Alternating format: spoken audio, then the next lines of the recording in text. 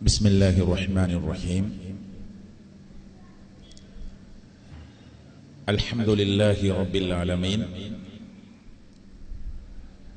نحمده ونستعينه ونؤمن به ونتوكل عليه، ونعوذ بالله من شرور أنفسنا ومن سيئات أعمالنا. اللهم صل على محمد وعلى آل محمد كما صليت على إبراهيم وعلى آل إبراهيم إنك حميد مجيد. اللهم بارك على محمد وعلى آل محمد كما باركت على إبراهيم وعلى آل إبراهيم إنك حميد مجيد. أما بعد، فإن خير الحديث كتاب الله، وخير السنن سنن محمد صلى الله عليه وسلم، وشر الأمور محدثاتها، وكل محدثة بدعة، وكل بدعة ضلالة، وكل ضلالة في النار. اتقوا الله. ആദരണീയരായ പണ്ഡിതന്മാരെ, നേതാക്കന്മാരെ, സ്റ്റേജിലിരിക്കുന്ന സംഘടനാ നേതാക്കന്മാരെ, അതിലുപരി ദീർഘമായ സമയം അല്ലാഹുവിന്റെ ദീന് കേൾക്കുവാനും പഠിക്കുവാനും മനസ്സിലാക്കുവാനും ആലോചിക്കുവാനും വീണ്ടും വീണ്ടും പുനർവിചിന്തനത്തിന്റെ മേഖലയിലേക്ക് വരാനും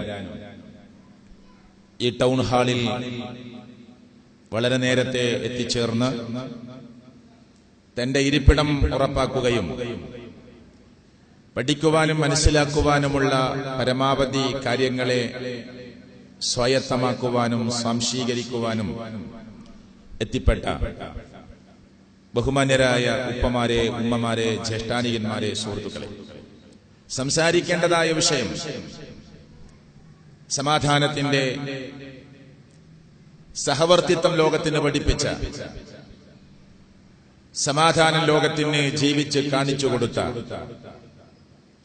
സാഹോദര്യവും ആർദ്രതയും അനുകമ്പയും അലിവും വാത്സല്യവും ജീവിതത്തിന്റെ പ്രായോഗിക തലങ്ങളിലൂടെ മാനവകുലത്തിന് സമ്മാനിച്ച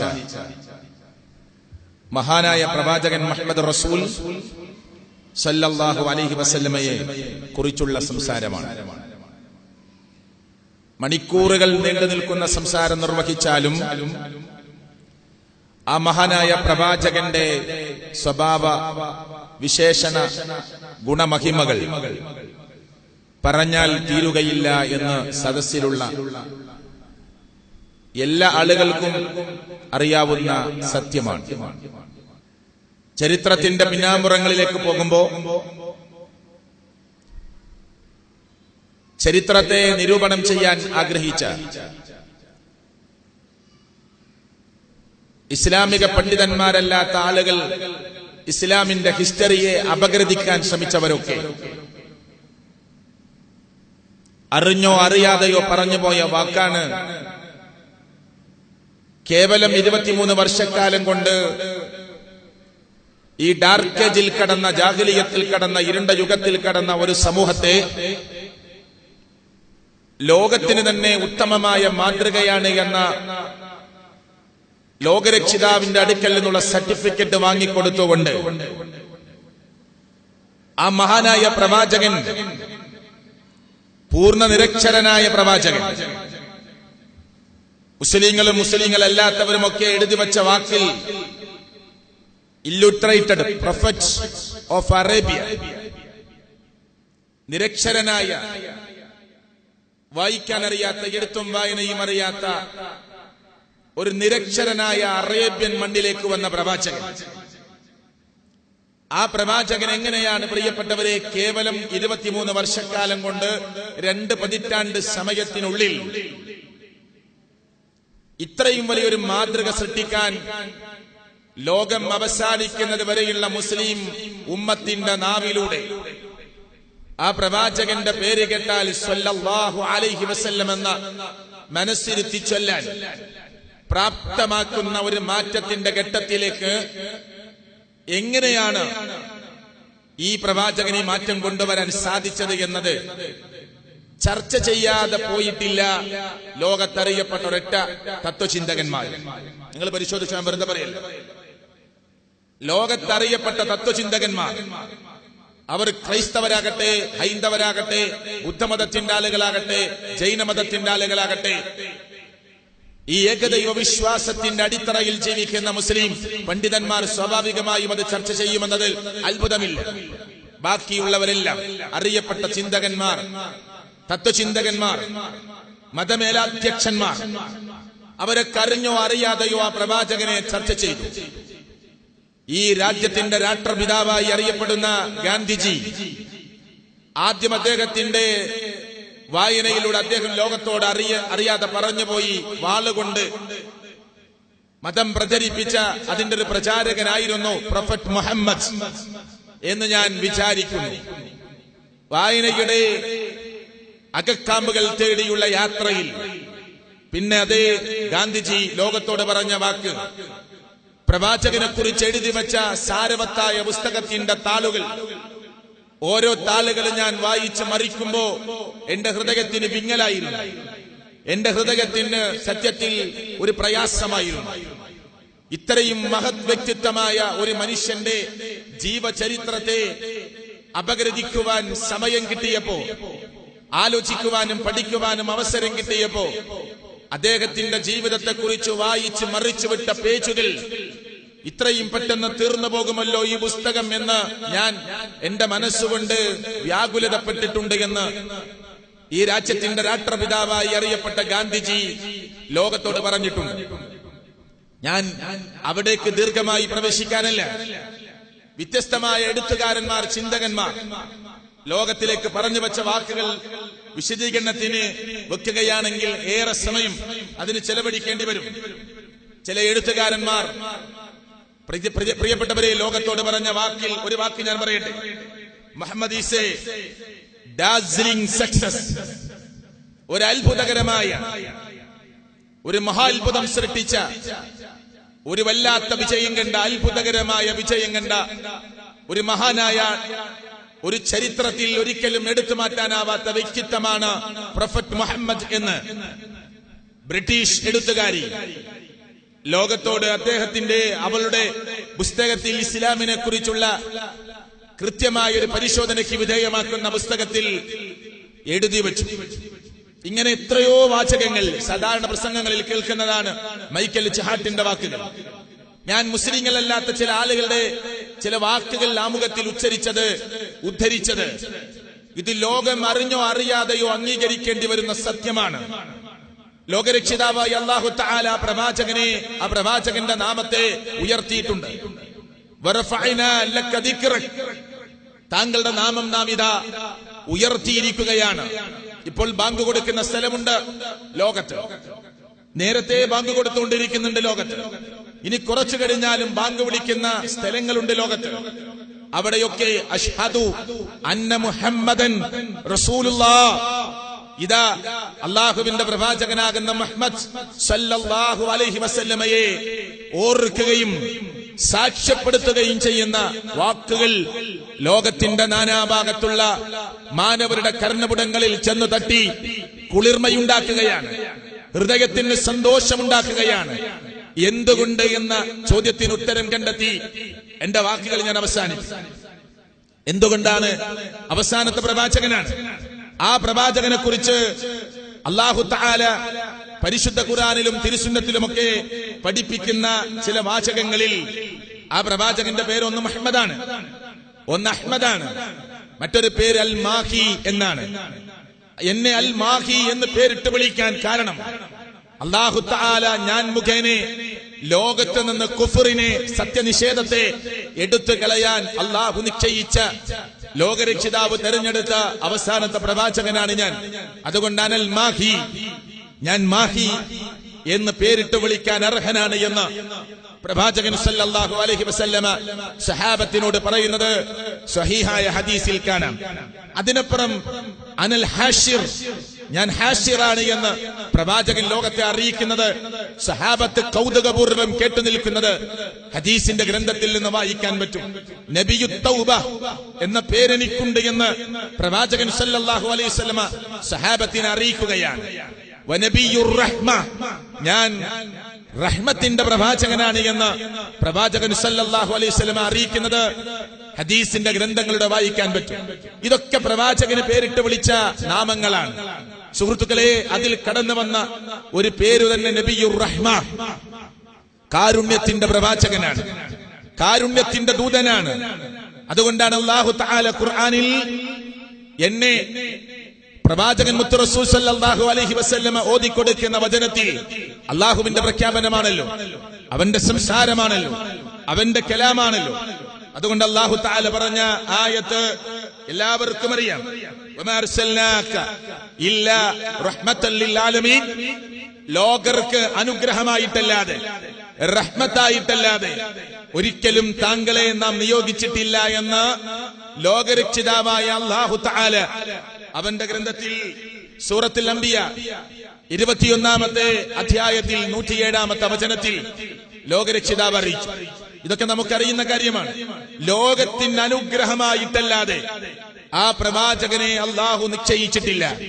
ആർക്കനുഗ്രഹം? മുസ്ലിങ്ങൾക്ക് അനുഗ്രഹമെന്നല്ല, മുസ്ലിങ്ങളുടെ പ്രവാചകനല്ല, ലോകർക്കുള്ള പ്രവാചകനാണ്. ലോകത്തിന് അനുഗ്രഹമായി ചരിത്രങ്ങളിലേക്ക് തിരിഞ്ഞു നോക്കിയാൽ അയൽപ്പക്കത്ത് താമസിക്കുന്ന ഇന്നിന്റെ ലോകത്ത് ഏറെ ചർച്ചാ വിഷയമായി കൊണ്ടിരിക്കുന്ന ഇസ്ലാം ഇന്നിന്റെ ലോകത്ത് ഏറെ ചർച്ചാ വിഷയമാക്കി സമൂഹത്തിന്റെ മുമ്പിൽ കൊണ്ടുവരുന്ന പേരാണ് മുഹമ്മദ് റസൂൽ സല്ലല്ലാഹു അലൈഹി വസല്ലമ. ആ പ്രവാചകന്റെ ജീവിതത്തിന്റെ ഓരോ വശങ്ങളും ചർച്ച ചെയ്യാനുള്ള സമയമില്ല. ആ പ്രവാചകന്റെ അയൽപ്പക്ക ബന്ധത്തെ പരിശോധിച്ചോളൂ. ജൂത കുടുംബത്തിൽ നിന്ന് ഇറച്ചിയിൽ വിഷം കലർത്തി കൊടുത്തത്, ആ വിഷം കലർത്തിയ ഇറച്ചി ചവച്ചത്, കൂടെയുള്ള സഹാബി വയറ്റിലേക്ക് ഇറക്കിയത്, പിടഞ്ഞു മരിച്ചത്, ഇതൊക്കെ ചരിത്രത്തിൽ നിന്ന് നമ്മൾ വായിക്കുന്നതാണ്.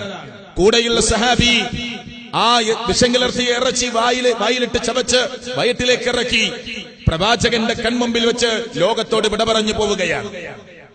മുത്ത് റസൂൽ സല്ലല്ലാഹു അലൈഹി വസല്ലമ സൂചനാത്മകമായി പറയുകയാണെങ്കിൽ അല്ലാഹുവിന്റെ അറിയിപ്പ് മുഖേന തുപ്പിക്കളയുകയാണ്.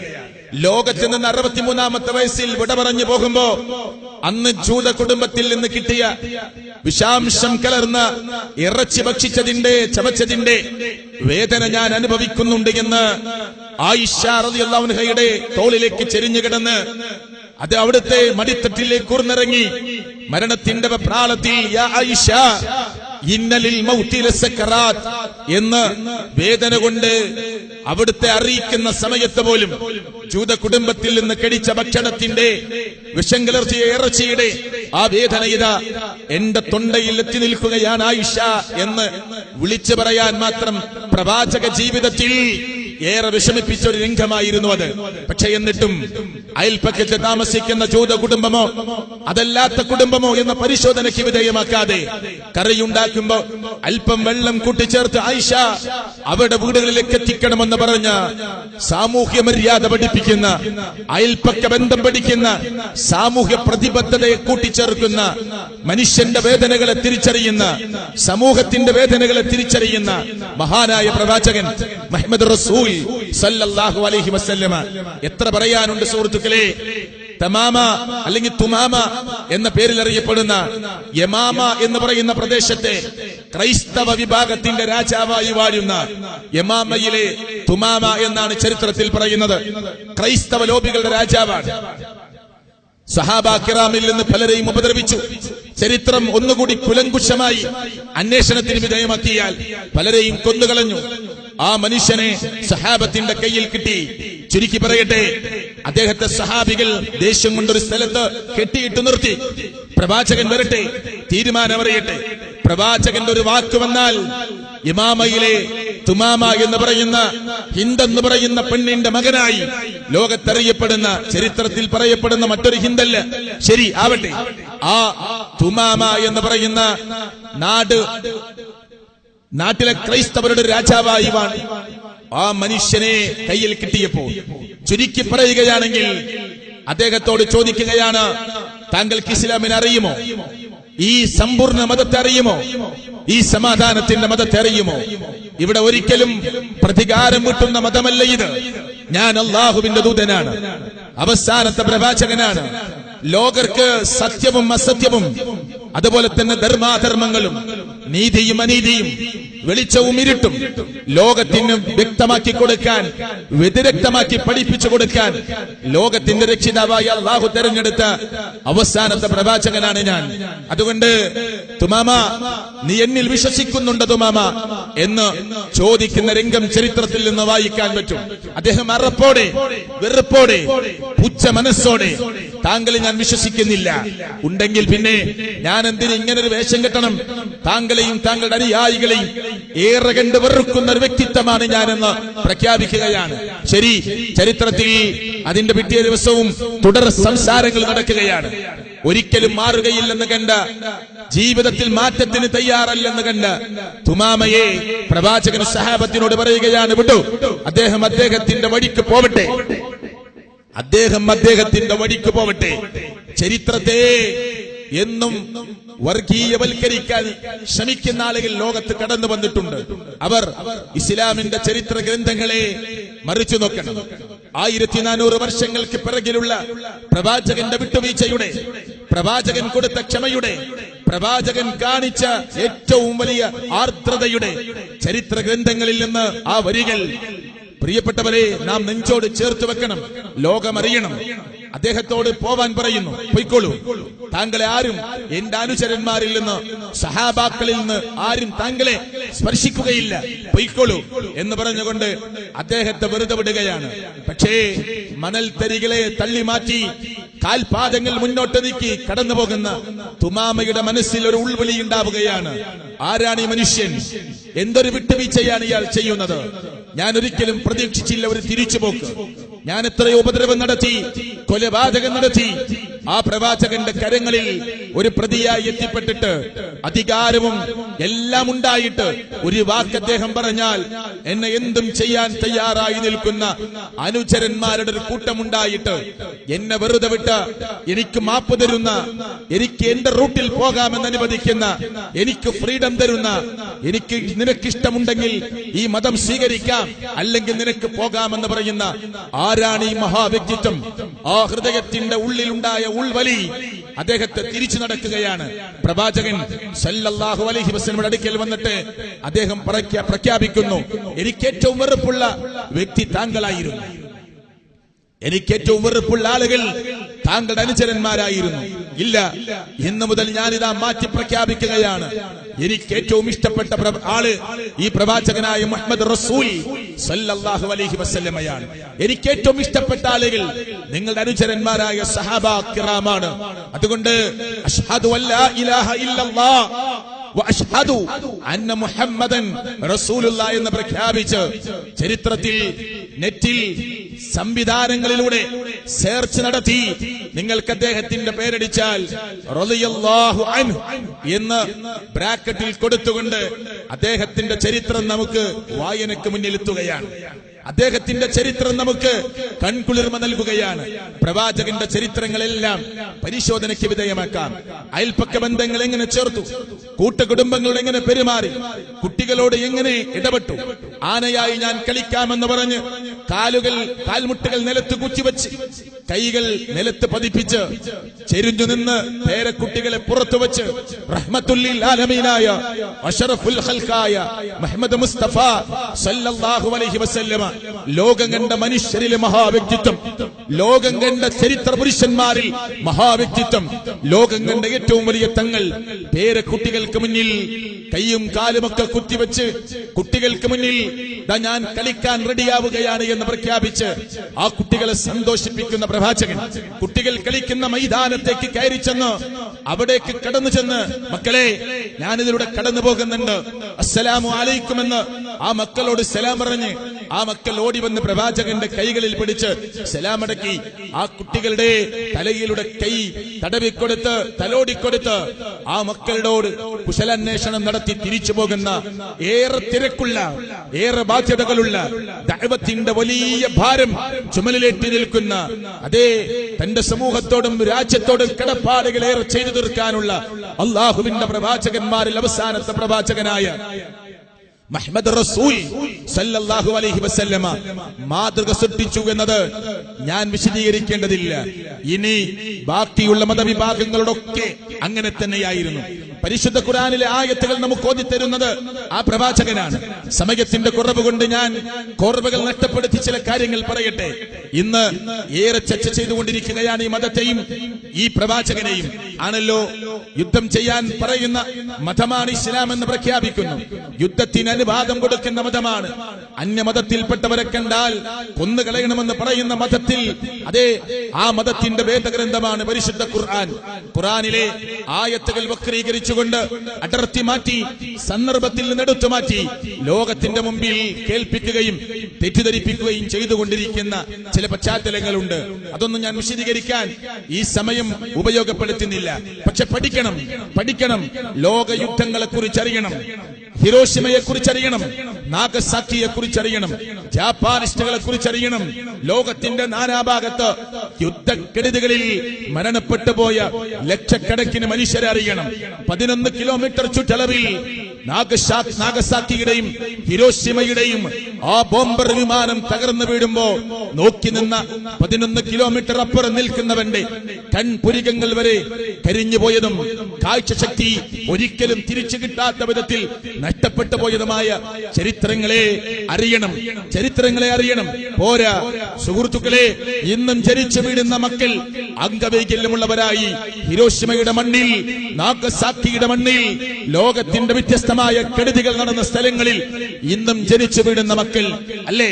സഡാക്കോ എന്ന് പറയുന്ന കുട്ടിയെക്കുറിച്ച് ചരിത്രം പഠിപ്പിക്കുമ്പോ അതിന്റെ ഇളം പ്രായത്തിൽ തളർന്നു വീണ് ഒരു മത്സരത്തിൽ തളർന്നു വീണ് പരിശോധനയ്ക്ക് വിധേയമാക്കുമ്പോ മാരകമായ ക്യാൻസർ ബാധിച്ച കുട്ടിയുടെ രോഗകാരണം അന്ന് വീണ ബോംബർ വിമാനത്തിന്റെ തിക്തഫലമാണ് എന്ന് ചരിത്ര ഗ്രന്ഥങ്ങൾ ലോകത്തെ അറിയിക്കുമ്പോ ബദറും ഉഹുദും ഖന്തക്കും ഇസ്ലാമിക ലോകത്തുണ്ടായ യുദ്ധങ്ങൾ പരിശോധിക്കണം. ഇസ്ലാമിന്റെ ഭാഗത്തുനിന്ന് എത്ര പേർ മരിച്ചു, ശത്രുഭാഗത്തുനിന്ന് എത്ര പേർ മരിച്ചു, കണക്കുകൾ തിട്ടപ്പെടുത്തി ഒരു 2 മിനിറ്റ് കൊണ്ട് ഇസ്ലാമിക യുദ്ധ കാലഘട്ടത്തിൽ മുഹമ്മദ് റസൂൽ സല്ലല്ലാഹു അലൈഹി വസല്ലമ നേതൃത്വം കൊടുത്ത യുദ്ധങ്ങളിൽ 2 മിനിറ്റ് കൊണ്ട് എല്ലാ യുദ്ധത്തിലെയും കണക്ക് പറഞ്ഞ് വെറും തുച്ഛമായ മരണം സംഭവിച്ച യുദ്ധമായി ചരിത്രത്തിന്റെ യുദ്ധത്തിന്റെ ഒരു കോർണറിലേക്ക് ഒരു വലിയ മാപ്പിൽ ഒരു ഡോട്ട് ഇട്ടതുപോലെ ഒരു കുത്തിട്ടതുപോലെ മാറി നിൽക്കുന്ന നിസ്സാരമായ മരണം വരിച്ച ഒരു രംഗമായിരുന്നു പ്രവാചകൻ സല്ലല്ലാഹു അലൈഹി വസല്ലമ നേതൃത്വം നൽകിയ യുദ്ധത്തിന്റെ ചരിത്രങ്ങൾ. ഈ ഭാഗത്തുനിന്നും മറുഭാഗത്തുനിന്നുമൊക്കെ അതേ ഒരു നേരത്തെ ഭക്ഷണം പോലും മര്യാദക്കില്ലാതെ ആദർശത്തിന്റെ ധീരമായ പോരാട്ടത്തിന് വേണ്ടി ആദർശനിബിഡമായ ജീവിതത്തിന്റെ നിലനിൽപ്പിന് വേണ്ടി ഒരിക്കലും രക്ഷയില്ലാതെ വന്നപ്പോ അവസാന ചർച്ചകളും എല്ലാം തകർന്നു പോയപ്പോ ഇനി വേറൊരു മാർഗമില്ലാത്ത ഘട്ടത്തിലാണ് അവിടുന്ന് യുദ്ധത്തിന്റെ മുന്നിലേക്കോ യുദ്ധഭൂമിയിലേക്ക് ഇറങ്ങേണ്ടി വരുന്നത്. ആഗ്രഹിച്ചില്ല, മോഹിച്ചില്ല, അഭിലഷിച്ചില്ല, മനസ്സുകൊണ്ട് പോലും ആഗ്രഹിച്ചില്ല.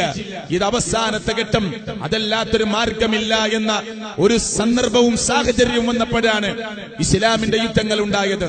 ആ യുദ്ധക്കളത്തിലേക്ക് പോകുമ്പോ അള്ളാഹുവിന്റെ ഓർഡർ പ്രകാരം, അള്ളാഹുവിന്റെ അറിയിപ്പ് പ്രകാരം പ്രവാചകൻ മുഹമ്മദ് റസൂൽ സല്ലല്ലാഹു അലൈഹി വസല്ലമ അനുയായികൾക്ക് കൊടുക്കുന്ന നിർദ്ദേശം ലോകം അവസാനിക്കുന്നത് വരെ ആർക്കും തേച്ചു മായ്ച്ചു കളയാൻ പറ്റാത്ത, ആർക്കും ഒരിക്കലും ഉന്മൂലനം ചെയ്യാൻ പറ്റാത്ത, ലോകത്തെന്നും നിലനിൽക്കുന്ന മഹനീയമായ യുദ്ധരംഗങ്ങളിലേക്ക് കടന്നു പോകുന്നവർക്കുള്ള പിന്നെ നിർദ്ദേശങ്ങളും ഉപദേശങ്ങളുമായി ചരിത്രത്തിൽ ബാക്കിയാവും. കടന്നു പോകുന്ന വഴികളിൽ അന്യമതസ്ഥരുടെ ആരാധനാലയങ്ങൾ ഉണ്ടാകും. അതൊരിക്കലും തകർക്കരുത്. കടന്നു പോകുന്ന വഴിയിൽ ചെടികളുണ്ടാകും, മരങ്ങളുണ്ടാകും. തല്ലി തകർക്കരുത്, മുറിച്ച് മാറ്റരുത്, കൊത്തി നുറുക്കരുത്, നശിപ്പിച്ച് കളയരുത്. യുദ്ധത്തിന്റെ ഘട്ടത്തിലെത്തിക്കഴിഞ്ഞാലും സ്ത്രീകളെ ഉപദ്രവിക്കരുത്, കുട്ടികളെ ഉപദ്രവിക്കരുത്. അന്യമതസ്ഥരുമായിട്ടാണ് യുദ്ധമെങ്കിൽ അവരാരാധിക്കുന്ന, അവർ വലിയ സംഭവമായി കാണുന്ന ഒരു വസ്തുവിനെയും നിങ്ങൾ ഒരിക്കലും നിന്ദിക്കരുത്. നീണ്ടു കിടക്കുന്ന ഉപദേശങ്ങളും നിർദ്ദേശങ്ങളുമാണ്. ഒരു യുദ്ധക്കളത്തിലേക്ക് പോകുമ്പോൾ വരെ നിർദ്ദേശങ്ങളും ഉപദേശങ്ങളും നൽകി എങ്ങനെ മുന്നോട്ട് പോകണം, ഈ റൂട്ട് എങ്ങനെയാണ്, ഋച്ചുവായ പാത എങ്ങനെയാണ്, എന്തിനാണ് നമ്മൾ യുദ്ധം ചെയ്യുന്നത്, ആരെയും തോൽപ്പിച്ചു കളയാനല്ല, ആരുടെ മുമ്പിലും നമുക്ക് ഏതെങ്കിലും അർത്ഥത്തിൽ നെളിഞ്ഞു നിൽക്കാനല്ല. പിന്നെയോ ഇസ്ലാമികമായ ചിന്തയോട് കൂടി നമുക്ക് ജീവിക്കണം. ലാ ഇലാഹ ഇല്ലല്ലാഹ് എന്ന കലിമത്തു തൗഹീദ് അംഗീകരിച്ച് ജീവിക്കണം. അല്ലാഹു അക്ബർ, അവനാണ് ഏറ്റവും വലിയവനെന്ന് പ്രഖ്യാപിക്കണം. ആരാധനാ കർമ്മങ്ങളിൽ മുഴുകണം. വരാനിരിക്കുന്ന നരകത്തിന്റെ അഗ്നികുണ്ഡാരത്തിൽ നിന്നോ രക്ഷപ്പെടണം. സ്വർഗമെന്ന് പറയുന്ന ഒരു കാതും കേട്ടിട്ടില്ലാത്ത, ഒരു കണ്ണും കണ്ടിട്ടില്ലാത്ത, ഒരു ഹൃദയത്തിനും ഭാവനയിൽ കൊണ്ടുവരാനാവാത്ത സ്വർഗത്തിന്റെ 8 കവാടങ്ങളിൽ നമ്മളെ മാടി വിളിക്കണം. ഏതെങ്കിലും ഒരു കവാടത്തിലൂടെ കയറി സ്വർഗത്തിന്റെ അനുഭൂതികളിൽ എനിക്കും അവർക്കും നമുക്കുമൊക്കെ പങ്കാളികളാകണം. അതല്ലാതെ ഏതെങ്കിലും അർത്ഥത്തിലുള്ള ഹുങ്കിന്റെയോ ധിക്കാരത്തിന്റെയോ പൊങ്ങച്ചത്തിന്റെയോ ക്ഷമയുടെയോ ഒരു വശമായിട്ടല്ല ഇസ്ലാം ഒരു യുദ്ധം പ്രഖ്യാപിക്കുന്ന, ഇസ്ലാമിക രാജ്യത്തോട് പോലും കൊടുക്കുന്ന നിർദ്ദേശമെന്ന് ഈ സമയത്ത് നമ്മൾ അറിയണം.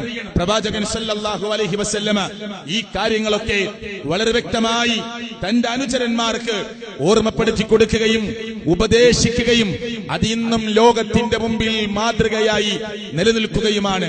എത്രത്തോളം പറയണം, ഒരു ചെറിയ ജീവിയോട്, ഒരു പ്രാണിയോട്, പച്ചക്കരലുള്ള ഒരു ജീവിയോടും ഇല്ല ഒരു ക്രൂരതയുടെ മൈന്യൂട്ട് പോയിന്റ് പോലും ചെയ്യരുത് എന്ന് പറഞ്ഞ പ്രവാചകൻ മുഹമ്മദ് റസൂൽ സല്ലല്ലാഹു അലൈഹി വസല്ലമ തണുപ്പ് കൊണ്ട് വിറയ്ക്കുന്ന സഹാബികൾ തീറ്റിട്ട് തണുപ്പൊന്ന് കെട്ടാൻ വേണ്ടി ചൂടിനടുത്തേക്ക്, തീയിനടുത്തേക്ക് നിൽക്കുമ്പോ ഉറുമ്പുകൾ വരി വരിയായി നടന്നു പോകുന്ന ഒരു റൂട്ടിലാണ് പ്രിയപ്പെട്ടവരെ കാണാതെ അറിയാതെ സഹാബത്ത് ചപ്പു ചവറുകൾ കൂട്ടിയിട്ട് കത്തിച്ചത്. പ്രവാചകന്റെ കണ്ണു ചുമക്കുകയാണ്. ദേഷ്യം കൊണ്ട് അവിടുത്തെ ശബ്ദം മാറുകയാണ്. ആരാണ് ഇവിടെ നിങ്ങളോട് തീയിടാൻ പറഞ്ഞത് എന്ന് ചോദിക്കുകയാണ്. ആരാണ് നിങ്ങളോട് ഇവിടെ തീയിടാൻ പറഞ്ഞത്? ഉറുമ്പുകൾ വരി വരിയായി നടന്നു പോകുന്ന ഒരു വടിയാണിത്. ഇല്ല, ഒരു ഉറുമ്പിനെയും ഒരിക്കലും അകാരണമായി ഉപദ്രവിക്കാൻ പാടില്ല. തീ കെടുത്തു, വേറൊരു സ്ഥലത്തേക്ക് മാറ്റി കത്തിക്കൂ എന്ന് പറഞ്ഞ പ്രവാചകൻ സല്ലല്ലാഹു അലൈഹി വസല്ലമയുടെ അനുയായികൾക്ക് എങ്ങനെ സമാധാനം വിട്ട് കളിക്കാനാകും? എങ്ങനെ തീവ്രവാദത്തിന്റെ മുഖത്തിലേക്ക് പോകാൻ കഴിയും? എങ്ങനെ ഭീകരവാദിയാകാൻ കഴിയും? എങ്ങനെ അനുകമ്പയും ആർദ്രതയും നഷ്ടപ്പെട്ട, പ്രിയപ്പെട്ടവരെ, ഹ്യൂമാനിറ്റി നഷ്ടപ്പെട്ട, മനുഷ്യത്വം നഷ്ടപ്പെട്ട ഒരാളായി ലോകത്തിന്റെ മുമ്പിൽ എങ്ങനെ നിലകൊള്ളാനാകും? അയൽപ്പക്കക്കാരൻ ആര് എന്ന് നോക്കാതെ അതേ അവൻ പട്ടിണി കിടക്കുന്നുവെങ്കിൽ നീ എങ്ങാനും വയറു നിറയെ ഭക്ഷണം കഴിച്ചാൽ നീ എന്റെ മതത്തിൽപ്പെട്ടവനല്ല എന്ന് പ്രഖ്യാപിച്ച പ്രവാചകൻ സല്ലല്ലാഹു അലൈഹി വസല്ലമ പക്ഷിക്കുഞ്ഞിനെ സമ്മാനമായി കിട്ടുമ്പോ ഈ പക്ഷിക്കുഞ്ഞിന്റെ തള്ള എവിടെ? ആ തള്ളപ്പക്ഷി വാവിട്ട് കരയുന്നുണ്ടാകും. തിരിച്ചു കൊടുക്കൂ, ഈ പക്ഷിക്കുഞ്ഞിനെ അതിന്റെ കൂട്ടിലെത്തിക്കൂ. അതാണ് എനിക്ക് നൽകുന്ന ഏറ്റവും വലിയ സമ്മാനമെന്ന് തന്റെ അനുചരന്മാരെ അറിയിക്കുന്ന ഈ ആർദ്രതയുടെ ഹൃദയമുള്ള പ്രവാചകന്റെ അനുയായികൾക്ക് എങ്ങനെ സമാധാനത്തിൽ നിന്ന് തെറ്റിപ്പോകാനാവും? എങ്ങനെ പ്രിയപ്പെട്ടവരെ യഥാർത്ഥ റൂട്ടിൽ നിന്ന് മാറി സഞ്ചരിക്കാനാവും? ഇല്ല.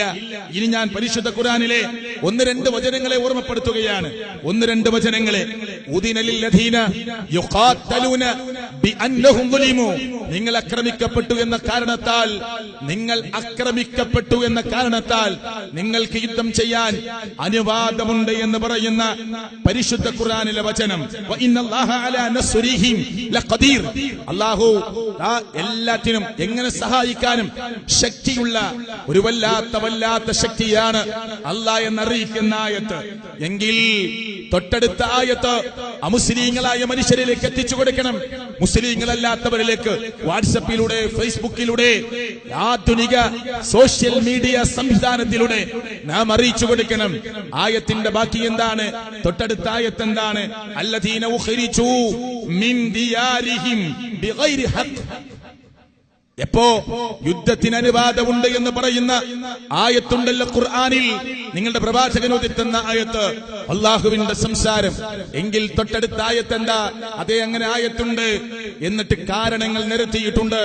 വിശദാംശങ്ങൾ ഖുർആനിൽ വളരെ വ്യത്യസ്തമായ സ്ഥലങ്ങളിൽ വിശദീകരിച്ചിട്ടുണ്ട്. ഒന്ന് മാത്രം പറയട്ടെ, അല്ലദീന ഉഖ്രിജൂ മിൻ ദിയാരിഹിം, അവർ അവരുടെ വീടുകളിൽ നിന്ന് പുറത്താക്കപ്പെട്ടവരാണ്. എന്തിനു വേണ്ടി പുറത്താക്കി? നാട്ടിൽ അയൽവാസികളെ ശല്യപ്പെടുത്തിയതിന്റെ പേരിലാണോ? മദ്യപാനികളായി ആ നാട്ടിൽ പ്രശ്നങ്ങൾ ഉണ്ടാക്കിയവരാണോ? ചീട്ട് കളിച്ചോ ചൂതാട്ടത്തിൽ ഏർപ്പെട്ടോ നാട്ടിൽ ആർക്കെങ്കിലും ഡിസ്റ്റർബ് ഉണ്ടാക്കിയോ? ഏതെങ്കിലും ഒരു കുട്ടിയോട് അപമര്യാദയായി പെരുമാറിയോ? ഏതെങ്കിലും ഒരു സ്ത്രീയോട് അപമര്യാദയായി സംസാരിച്ചോ? അപമര്യാദയുടെ ഒരു നോട്ടം നടത്തിയോ? ഇല്ല. നാട്ടിൽ കാണുന്ന ഏതെങ്കിലും ഒരു തിന്മക്ക് കൂട്ടുനിന്നോ? ഇല്ല. പിന്നെയോ വീട്ടിൽ നിന്ന് ആട്ടിപ്പുറത്താക്കപ്പെട്ടത്, കുടുംബത്തെ വിട്ടോടേണ്ടി വരുന്നത്, മക്കളെ കൈപിടിച്ചോടേണ്ടി വരുന്നത്, ജനിച്ച നാട്ടിൽ, പിച്ചവെച്ചു വളർന്ന നാട്ടിൽ, അതേ പാരമ്പര്യമുള്ള നാട്ടിൽ നിന്ന് കണ്ണീരോടുകൂടി വിട പറഞ്ഞ് മറ്റൊരു സ്ഥലത്തേക്ക് പോകേണ്ടി വരുന്നത് ഒരൊറ്റ കാരണം കൊണ്ട് മാത്രമായിരുന്നു. ഇല്ല അയ്യഖൂലു, അവർ പറഞ്ഞു എന്നതല്ലാതെ വേറൊരു തെറ്റും അവർ ചെയ്തിട്ടില്ല. എന്താണ് അവർ പറഞ്ഞത്? റബ്ബുനല്ലാഹ്, റബ്ബുനല്ലാഹ്, ഞങ്ങളുടെ രക്ഷിതാവ് അല്ലാഹുവാണ്, ഞങ്ങളുടെ രക്ഷിതാവ് അല്ലാഹുവാണ്, ഞങ്ങളുടെ രക്ഷിതാവ് റബ്ബ് അല്ലാഹുവാണ് എന്ന് പ്രഖ്യാപിച്ച തെറ്റല്ലാതെ ഒരു തെറ്റും മുൻഗാമികളായ ആളുകൾ, സഹാബാ കിറാം, താബീങ്ങളുടെ കൂട്ടത്തിൽപ്പെട്ടവർ, പ്രവാചകന്മാർ, അമ്പിയാക്കന്മാർ, ഔലിയാക്കന്മാർ, അവരാരും ഈ ഒരു വാക്ക് പറഞ്ഞു എന്നത് സമൂഹം കാണുന്ന തെറ്റാണെങ്കിൽ ഈ തെറ്റല്ലാതെ മറ്റൊരു തെറ്റും അവർ ചെയ്തിട്ടില്ല. ഇനിയോ വലൗലാ ദഫഉല്ലാഹി അന്നാസ ബഅലഹും ബിബഅദ് ലഹുദ്ദിമത്, സുബ്ഹാനല്ലാഹ്, സവാമിഅ, ഓരോന്നോരോന്നായി അല്ലാഹു വിശദീകരിക്കുകയാണ്. വബിയഉൻ വസ്സലവാതുൻ വമസാജിദു യുദ്കറു ഫീഹാ ഇസ്മുല്ലാഹി കസീറ. പരിശുദ്ധ ഖുർആൻ 22-ാം അധ്യായം സൂറത്ത് ഹജ്ജിൽ അല്ലാഹു തആല ഇത് വിശദീകരിക്കുകയാണ്. അമ്പലങ്ങൾ തകർക്കപ്പെടാതിരിക്കാൻ, അമ്പലങ്ങൾ തകർക്കപ്പെടാതിരിക്കാൻ എന്നാൽ ഉദ്ദേശിക്കുന്നത് ജൂത ദേവാലയങ്ങൾ തകർക്കപ്പെടാതിരിക്കാൻ, ക്രൈസ്തവ ദേവാലയങ്ങൾ തകർക്കപ്പെടാതിരിക്കാൻ. പ്രിയപ്പെട്ടവരെ, അള്ളാഹുവിനെ ഏറെ ഓർക്കുന്ന അള്ളാഹുവിന്റെ വീടാകുന്ന പള്ളികളെ തകർക്കപ്പെടാതിരിക്കാൻ ചിലരെ കൊണ്ട് തടുക്കുകയാണ്. ചെയ്തിട്ടില്ലെങ്കിൽ ചിലരെ കൊണ്ട് തടുത്തിട്ടില്ലായിരുന്നുവെങ്കിൽ ക്രൈസ്തവ ദേവാലയങ്ങൾ തകർക്കപ്പെടുമായിരുന്നു, ജൂത ദേവാലയങ്ങൾ തകർക്കപ്പെടുമായിരുന്നു, മുസ്ലിം പള്ളികൾ തകർക്കപ്പെടുമായിരുന്നു, അല്ലാത്തവരുടെ ആരാധനാ കേന്ദ്രങ്ങൾ തകർക്കപ്പെടുമായിരുന്നു. അതുകൊണ്ട് ലോകത്ത് അതിക്രമം നടക്കുന്ന ഒരു ജനവിഭാഗം ഉണ്ടാകുമ്പോ ഓ ജനവിഭാഗത്തെ നീതിയിൽ അധിഷ്ഠിതമായ ജീവിതം നയിക്കുന്നവർ, സത്യസന്ധമായ ജീവിതം നയിക്കുന്നവർ, നേരായ ഋജുവായ പാതയിൽ ജീവിതം നയിക്കുന്നവർ, ലോകരക്ഷിതാവായ ഏകനായ ലോകത്തിന്റെ രക്ഷിതാവായ അണ്ടകടാഹങ്ങളുടെ അധിപനായ പ്രപഞ്ചത്തിന്റെ നാഥനായ അള്ളാഹുവിനെ ഭയപ്പെട്ട് ജീവിക്കുന്നവർ, അതെ മറ്റു ചിലരെ തടിക്കേണ്ടി വരുന്ന ഘട്ടത്തിൽ തിന്മകളോട് ക്രൂരതകളോട് ഉണ്ടാവരുത്, നടക്കരുത്, ചെയ്യരുത്, അത് വ്യാപിക്കരുത് എന്ന് അതേ ആഹ്വാനം ചെയ്യാൻ ചിലരെ കൊണ്ട് തടിക്കേണ്ടി വന്നിട്ടുണ്ട്. ഇല്ലെങ്കിൽ ലോകത്ത് വ്യാപകമായ അക്രമ സ്വഭാവങ്ങൾ നടമാടും. അതുകൊണ്ടാണ് ഈ സംവിധാനം ലോകത്ത് വെച്ചത് എന്ന് പരിശുദ്ധ ഖുർആൻ പ്രിയപ്പെട്ടവരെ ലോകത്തെ പഠിപ്പിക്കുകയാണ്. ഇതോദിത്തുന്ന പ്രവാചകൻ, ഇതോദിത്തരാൻ അള്ളാഹു നിശ്ചയിച്ച പ്രവാചകൻ ക്രൂരതയുടെ പ്രവാചകനാകുമോ? ആകുമോ? പ്രിയപ്പെട്ടവരെ ചിന്തിച്ചോളൂ. ഗാന്ധിജി പോലും പറഞ്ഞു വാളുകൊണ്ടാണ്, ആദ്യം പറഞ്ഞല്ലോ വാളുകൊണ്ടാണ്, പക്ഷേ പിന്നെ വായിച്ചപ്പോ പറഞ്ഞു തെറ്റുപറ്റിപ്പോയതാണ്, അബദ്ധം പറ്റിപ്പോയതാണ്, എന്റെ അറിവില്ലായ്മ സംഭവിച്ചതാണ്, വായനയുടെ മുന്നോട്ടുള്ള നീക്കം നടക്കാതെ പോയതാണ്. ലാ ഇഖ്റാഹ ഫിദ്ദീൻ, മതത്തിൽ ബലാത്കാരമില്ല. There is no compulsion in Islam. ഇസ്ലാമിൽ യാതൊരു ബലാത്കാരവുമില്ല, യാതൊരു നിർബന്ധവുമില്ല എന്ന് ലോകത്തിന്റെ മുമ്പിൽ പരിശുദ്ധ ഖുർആനിന്റെ വാചകങ്ങൾ ഓതിക്കൊണ്ട് പഠിപ്പിക്കുന്ന ഒരു ഘട്ടം അമുസ്ലിങ്ങളുടെ നാവിലൂടെ കേൾക്കൂ. അമുസ്ലിങ്ങളുടെ നാവിലൂടെ സമൂഹം അറിഞ്ഞു. എന്തുകൊണ്ട് നിങ്ങൾ ചിന്തിക്കുക. എന്റെ സമയം അവസാനിക്കുകയാണ്. പ്രവാചകൻ സല്ലല്ലാഹു അലൈഹി വസല്ലമയെ പഠിക്കാൻ തയ്യാറാവുക. ആ പ്രവാചകന്റെ ആർദ്രതയും ആ പ്രവാചകന്റെ അലിവും ആ പ്രവാചകന്റെ വാത്സല്യവും ആ പ്രവാചകൻ കാണിച്ച ക്ഷമയും ആ പ്രവാചകൻ സമൂഹത്തോട് കാണിച്ച കൂറും മുസ്ലിം ലോകം ജീവിതത്തിലേക്ക് ഒരംശം കൊണ്ടുവന്നാൽ ഈ നാട്ടിലുള്ള ഈ രാജ്യത്തിലുള്ള ഏതേത് വിഭാഗത്തിൽപ്പെട്ടവരുണ്ടോ ഇരു കൈകളും നീട്ടി നമ്മെ സ്വീകരിക്കും. നാം ആദ്യം ആവേണ്ടത് യഥാർത്ഥ മുസ്ലിങ്ങളായി മാറുക. പ്രവാചകനെ സാക്ഷ്യപ്പെടുത്തുന്നത് വഴി സ്വഭാവ ഗുണ മഹിമകൾ എന്റെയും നിങ്ങളുടെയും ജീവിതത്തിലേക്ക് കൊണ്ടുവരിക. ഇസ്ലാം കാര്യം 5 ചെയ്യാനുള്ളതാണ്. ഹജ്ജ് എന്ന കർമ്മം നിർവഹിക്കാനുള്ളതാണ്. നോമ്പ് അനുഷ്ഠിക്കാനുള്ളതാണ്. സക്കാത്ത് കൊടുക്കാനുള്ളതാണ്. നിസ്കാരം ചെയ്യാനുള്ളതാണ്. നിർവഹിക്കാനുള്ളതാണ്. ഷഹാദത്ത് കലിമകൾ അല്ലാഹുവല്ലാതെ ആരാധനക്കർഹനായി മറ്റൊരു ശക്തിയുമില്ല, ഒന്നുമില്ല എന്ന് ഞാൻ ജീവിതം കൊണ്ട് പ്രഖ്യാപിക്കലാണ്. മനസ്സാ വാചാ കർമ്മണ അംഗീകരിക്കലാണ്. വഅശ്ഹദു അന്ന മുഹമ്മദൻ റസൂലുള്ള എന്ന ഷഹാദത്തിന്റെ 2ാമത്തെ പാർട്ട് പ്രിയപ്പെട്ടവരെ ജീവിതത്തിൽ പകർത്താനുള്ളതാണ്. ആ പ്രവാചകന്റെ സംസാരമാണ് എന്റെ ജീവിതത്തിൽ സംസാരമായി മാറേണ്ടത്. എന്തുകൊണ്ട് ഇയാൾ ഇങ്ങനെയായി? എന്തുകൊണ്ട് കണിശത പാലിച്ചു? എന്തുകൊണ്ട് ഇങ്ങനെ ഒരു മാന്യമായ സ്വഭാവം കാണിച്ചു? എന്തുകൊണ്ട് അയൽപക്ക ബന്ധം ഇത്ര ശക്തമായി ഊട്ടിയുറപ്പിക്കുന്നു? അതെ, ആ പ്രവാചകനെ കുറിച്ച് ഞാൻ സാക്ഷ്യപ്പെടുത്തിയവനാണ്. ആ പ്രവാചകൻ അല്ലാഹുവിന്റെ ദൂതനാണ്. ഉപ്പയുടെ സ്വത്ത് ഓഹരി വെക്കുമ്പോ, വാപ്പയുടെ സ്വത്ത് ഓഹരി വെക്കുമ്പോ വാടക വീടുകളിൽ താമസിച്ചു കൊണ്ടിരിക്കുന്നവർ ഒരു ഭൂമി, 1 ഇഞ്ച് ഭൂമി വേണ്ട, 2 സെന്റ് 3 സെന്റ് ഭൂമി ഉണ്ടായിരുന്നെങ്കിൽ ഒരു ഷെഡെങ്കിലും കെട്ടി അതിൽ താമസിക്കാമായിരുന്നല്ലോ എന്ന് വിചാരിക്കുന്ന നാട്ടിലെ പല മനുഷ്യരുമുണ്ടല്ലോ. ഉപ്പയുടെ സ്വത്ത് ഓഹരി വെക്കുമ്പോ എനിക്ക് 10 സെന്റ്, ചേട്ടന് 10 സെന്റ്, എന്റെ പെങ്ങൾക്ക് 5 സെന്റ് ഓഹരി വെച്ചു കൊടുക്കുമ്പോ വീട് വെക്കാനില്ലാത്തവർക്ക്, വാടകയ്ക്ക് താമസിക്കുന്നവർക്ക്, പല സ്ഥലത്തും ഷെഡ് കെട്ടി താമസിക്കുന്നവർക്ക്, അവരുടെ സ്വത്തല്ലാത്ത സ്ഥലത്ത് പോയി താൽക്കാലികമായി ഷെഡ് കെട്ടി ജീവിതം മുന്നോട്ട് നീക്കുന്നവർ നോക്കി നിൽക്കാൻ നിങ്ങളുടെ സ്വത്ത് ഓഹരി വെക്കുന്ന സമയത്ത് കടന്നു വന്നാൽ നിങ്ങളുടെ സ്വത്തിൽ നിന്ന് അവർക്ക് വല്ലതും കൊടുക്കലാണ് നിങ്ങൾക്ക് അഭികാമ്യമെന്ന് പഠിപ്പിച്ച മതം. നിങ്ങളുടെ സ്വത്തിൽ നിന്ന് അവർക്ക് നീക്കിവെക്കലാണ് ഏറ്റവും ഹൈറായ മാർഗമെന്ന് പഠിപ്പിച്ച മതം. ഈ മതത്തിനെങ്ങനെ, ഈ മതത്തെ പഠിപ്പിക്കാൻ വന്ന പ്രവാചകന്മാരിലെ അവസാനത്തെ പ്രവാചകനായ മുഹമ്മദ് റസൂൽ സല്ലല്ലാഹു അലൈഹി വസല്ലമയ്ക്ക് എങ്ങനെ പ്രിയപ്പെട്ടവരെ സമാധാനത്തിന്റെ പാത വിട്ട് സംസാരിക്കാനാവും? ഇല്ല. എവിടെയും നിങ്ങൾ പരിശോധനയ്ക്ക് വിധേയമാക്കിക്കൊള്ളൂ.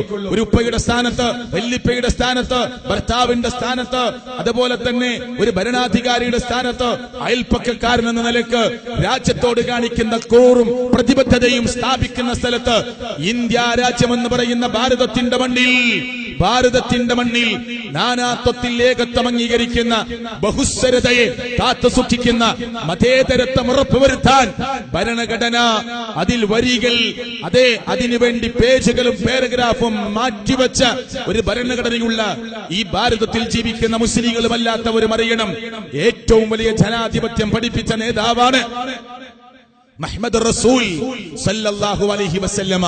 മക്ക എന്ന് പറയുന്ന നാട് മുശ്രിക്കുകളുടെ നാടാണ്, ജാഹിലിയത്തിന്റെ നാടാണ്. ഭൂരിപക്ഷം ആളുകളും ഇസ്ലാം എന്ന് പറയുന്ന ഏകദൈവാരാധനയുടെയും ഏകദൈവ വിശ്വാസത്തിന്റെയും പാത സ്വീകരിക്കാത്തവരാണ്.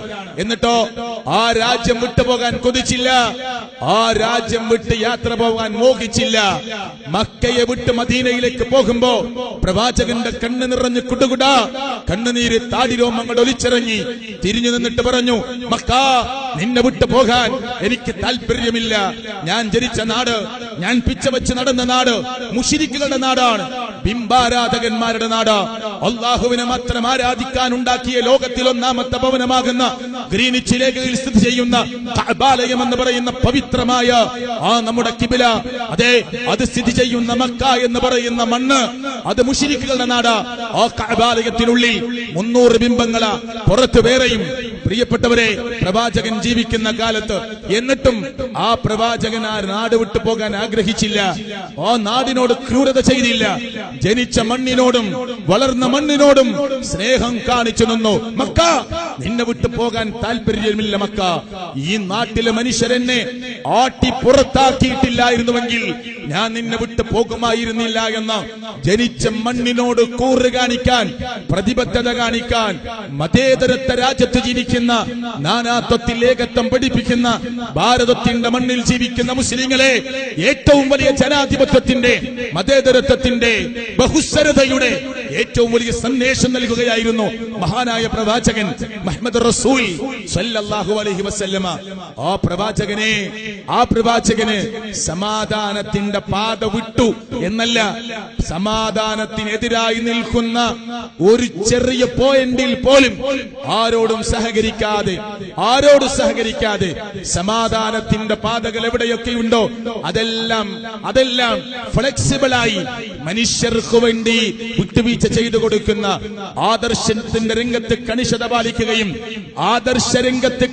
പാലിക്കുകയും അതല്ലാത്ത മാനുഷികമായ രംഗങ്ങളിൽ ഏറ്റവും നല്ല വിട്ടുവീഴ്ചയും ഏറ്റവും നല്ല മനുഷ്യത്വവും കാണിച്ച് മാതൃക കാണിച്ചു എന്ന് ഞാൻ ആവർത്തിച്ച് പറയട്ടെ. ശരി, പരിശുദ്ധ ഖുർആനിലേക്ക് നമ്മൾ മടങ്ങുക, ആ പ്രവാചകന്റെ ചരിത്രങ്ങൾ പഠിക്കാൻ തയ്യാറാവുക.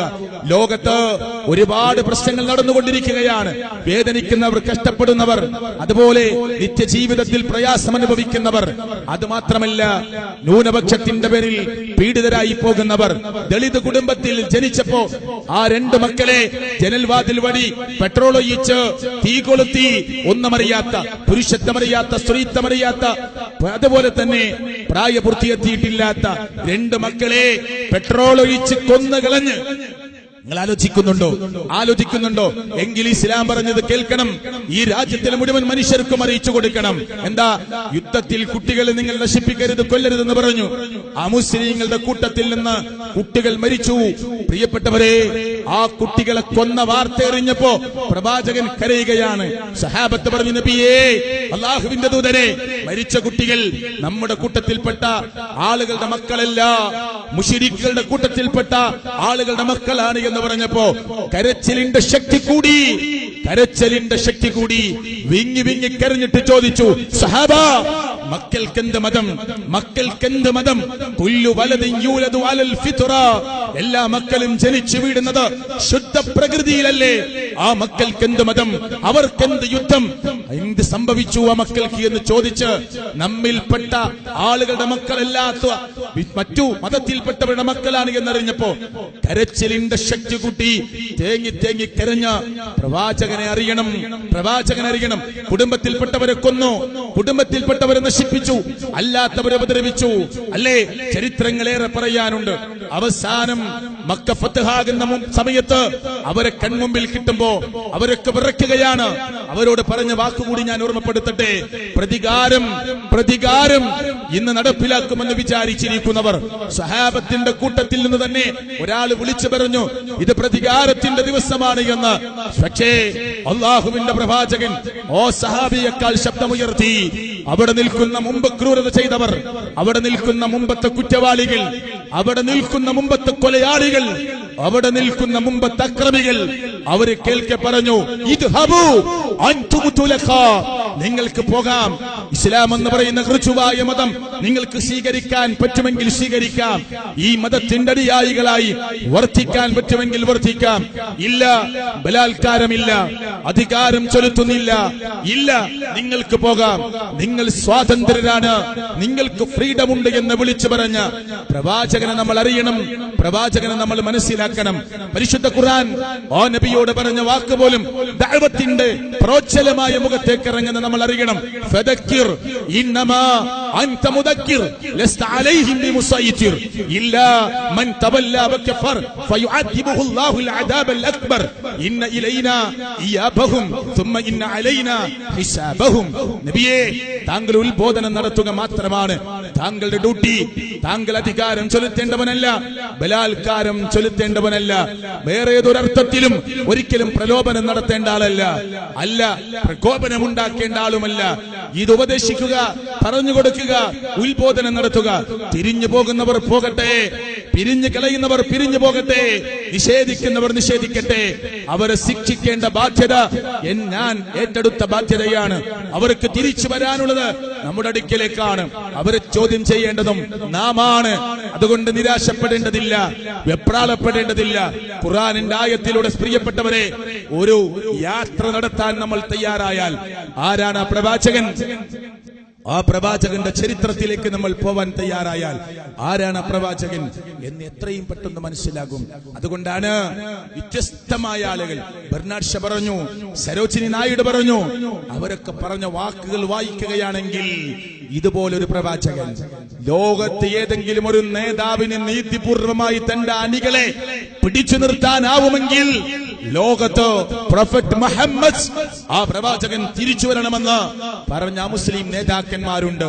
ലോക മനുഷ്യർക്ക് സമാധാനവും ശാന്തിയും പഠിപ്പിച്ചു കൊടുത്ത് ഒരു മാലയിലെ മുത്തുമണികളെ പോലെ, ഒരു ചെങ്ങലയിലെ കണ്ണികളെ പോലെ ഒരുമിച്ചു നിർത്താൻ ലോകത്താർക്കെങ്കിലും സാധിക്കുമെങ്കിൽ അത് സാധിക്കുന്ന ഒരു വ്യക്തി ഉണ്ടായിരുന്നു, പ്രൊഫറ്റ് മുഹമ്മദ് എന്ന് മുസ്ലിങ്ങളല്ലാത്ത ആളുകളുടെ നാവിലൂടെയും തൂലികയുടെയും ലോകം കേട്ടിട്ടുണ്ട്. വെറുതെ പറഞ്ഞതല്ല. മൈക്കൽ എച്ച് ഹാർട്ട് അദ്ദേഹത്തിന്റെ 100 മഹാരഥന്മാരുടെ പുസ്തകം രചിക്കുമ്പോ ആദ്യത്തെ പേജ് വെറുതെ കൊടുത്തതല്ല, നിർവാഹമില്ല.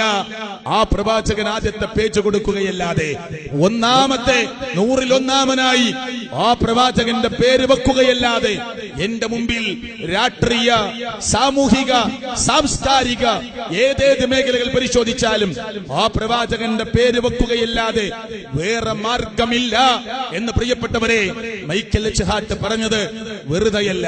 അതുകൊണ്ട് നാടിന്റെ നന്മക്ക് പ്രവർത്തിക്കുക, മനുഷ്യരുടെ നന്മക്ക് വേണ്ടി പ്രവർത്തിക്കുക. നമുക്ക് മാതൃക നമ്മുടെ പ്രവാചകൻ മുഹമ്മദ് റസൂൽ സല്ലല്ലാഹു അലൈഹി വസല്ലമയാണ്. ഏതെങ്കിലും ഒരു മനുഷ്യന്റെ ജീവൻ അപായപ്പെടുന്നുവെങ്കിൽ രക്ഷപ്പെടുത്താൻ ഞാനും നിങ്ങളും പണിയെടുക്കുക. പരിശുദ്ധ ഖുർആൻ എന്നോടും നിങ്ങളോടും പറഞ്ഞ വാക്കുകൂടി പറഞ്ഞ് എന്റെ സംസാരത്തെ ഞാൻ അവസാനിപ്പിക്കുന്നു. മൻ ഖതല നഫ്സൻ ബിഗൈരി നഫ്സ്, അതെ, ഒരു മനുഷ്യൻ അന്യായമായി ആരെങ്കിലും കൊന്നുകളഞ്ഞാൽ, ഔ ഫസാദിൻ ഫിൽ അർദ്, പരിശുദ്ധ ഖുർആൻ ഈ കാര്യം കേൾക്കാത്തവരാരുമില്ല. ഒരന്യായമായി ഏതെങ്കിലും ഒരു മനുഷ്യന്റെ ജീവൻ ഞാനോ നിങ്ങളോ അല്ല മനുഷ്യക്കൂട്ടത്തിൽപ്പെട്ട ആരെങ്കിലും അപഹരിച്ചു കളഞ്ഞാൽ ഫകഅന്നമാ ഖതലൻ നാസ ജമീഅ, ഭൂമിയിലുള്ള മുഴുവൻ മനുഷ്യരെയും കൊന്നവനെ പോലെയാണ്.